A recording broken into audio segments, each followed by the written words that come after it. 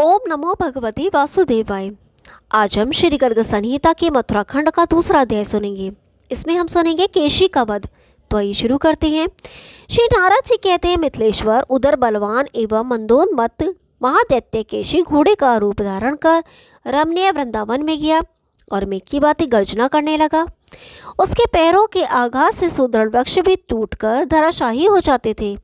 पूंछ की चोट खाकर आकाश में घने बादल भी छिन्न भिन्न हो जाते थे। मैथिलेंद्र उसका वेग दुस्सह था। उसे देखकर गोप गोपियों के समुदाय अत्यंत भय से व्याकुल हो भगवान श्री कृष्ण की शरण में गए।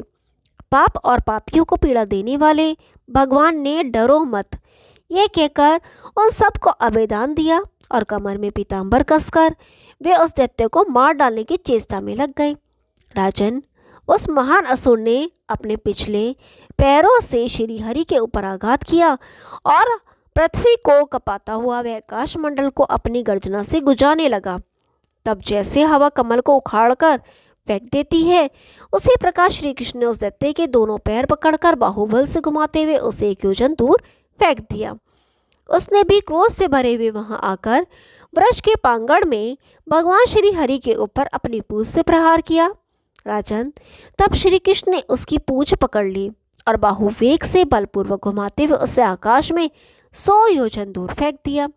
आकाश से नीचे गिरने पर उसे मन ही मन कुछ व्याकुलता का अनुभव हुआ, किंतु पुनः उठकर वह बलवान दैत्य मेघ के समान गर्जना करने लगा। अपने गर्दन के अयालों को कपाता और पूंछ के बालों को आकाश में बार बार हिलाता हुआ वह दैत्य अपने पैरों से पृथ्वी को विदीर्ण करता हुआ श्री हरि के सामने उछल कर आया। तब भगवान मधुसूदन ने केशी को एक मुक्का मारा। उनके मुक्के की मार से वह 2 घड़ी तक बेहोश पड़ा रहा।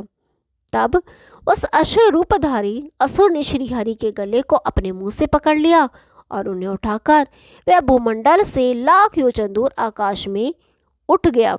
वहां आकाश में उन दोनों के बीच 2 पहर तक घोर युद्ध हुआ।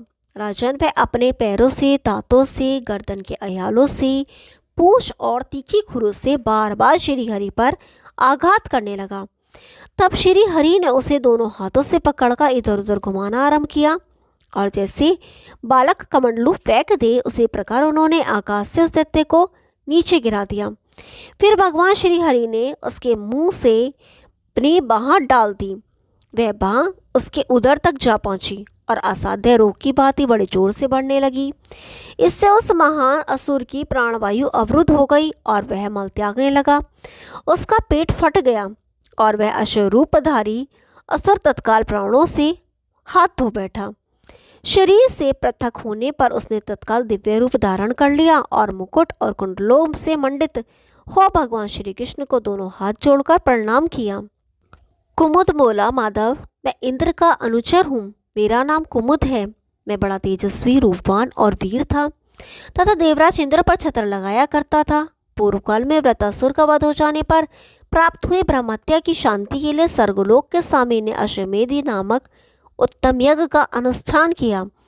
अश्वमेध का घोड़ा श्वेत वर्ण का था।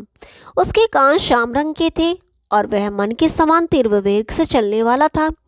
मेरे मन में उस पर चढ़ने की इच्छा हुई। इस कामना से मैं प्रसन्न हो उठा और उस घोड़े को चुराकर अतल लोक में चला गया।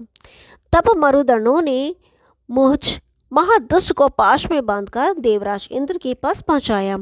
देवेंद्र ने मुझे शाप देते हुए कहा, दुर्बुद्धे, तू राक्षस हो जा।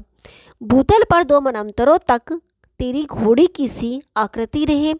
प्रभु, आज आपका स्पर्श पाकर मैं उस पाप से तत्काल मुक्त हो गया हूँ। देव, अब मुझे अपना किंकर बना लीजिए। मेरा मन आपके चरण कमलों में लग गया है। आप समस्त लोकों के एकमात्र साक्षी हैं। आप भगवान श्री हरि को नमस्कार है।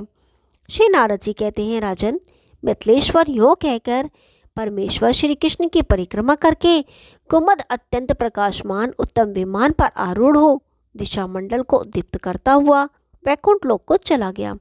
ओम नमो भगवते वासुदेवाय।